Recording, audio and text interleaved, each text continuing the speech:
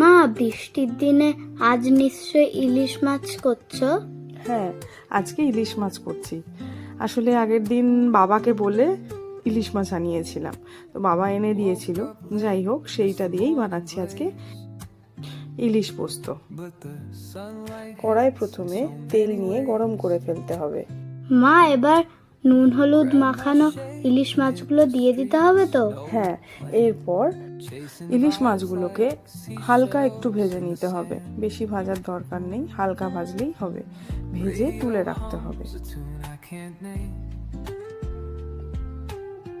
Crooked smiles, crashing waves, no shame. Flip my phone, toss it in এরপর my একটা bag. মিক্সির জারে পরিমাণ মতো পোস্ত আর সর্ষে নিয়ে নেবে তো? হ্যাঁ, সবকিছু নিয়ে এরপর শুকনো করে প্রথমে একটু গুঁড়ো করে তারপর তার মধ্যেই আমি নুন আর লঙ্কা দিয়ে দিয়েছিলাম, দিয়ে পেস্ট করে নিয়েছিলাম। এরপর যা তেল ছিল তার থেকে কিছুটা কমিয়ে নিয়ে তার মধ্যে কালো জিরে দিয়ে দিতে হবে। তারপর যে মশলাটা পেস্ট করা ছিল সেইটা দিয়ে দিলেই হয়ে যাবে। নুন অলরেডি আমি আগে থেকেই দিয়ে দিয়েছিলাম, তাই আর নুন দেওয়ার দরকার পড়েনি।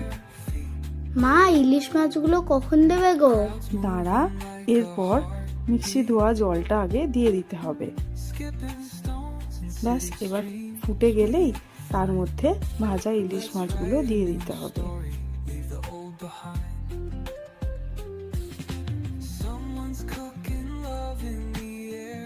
মা, এখনই কি সুন্দর গন্ধ এসছে। দাঁড়া, আরেকটু বাকি আছে। এরপর ইলিশ মাছটাকে একবার উল্টে তার মধ্যে চেরা কাঁচা লঙ্কা দিয়ে ঢাকা দিয়ে দিতে হবে। ব্যাস 5 মিনিট পর ঢাকা খুলে সর্ষের তেল ছড়িয়ে আবার ঢাকা দিয়ে রেখে দিতে হবে।